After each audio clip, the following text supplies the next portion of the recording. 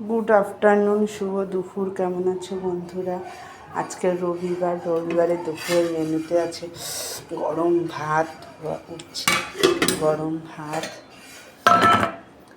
সঙ্গে কারকোল ভাজা, মাছ ভাজা আছে। এইটা মেয়ের মাছের ঝোল করেছি।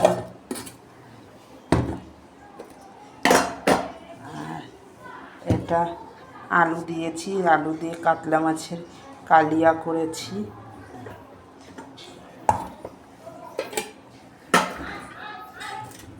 আর মাছের মাথা দিয়ে মুগ ডাল করেছি। এই হচ্ছে আজকে দুপুরের মেনু। আর সঙ্গে গন্ধরাজ লেবু আছে, লেবুটা কাটা হয়নি, পরে কাটবো। এরকম মেনু, মানে এরকম খাওয়ার দুপুরে কার কার ভালো লাগে কমেন্ট করে জানিও, লাইক করো, সাবস্ক্রাইব করো। আশা করি সবাই ভালো আছো, ভালো থাকো, বাই।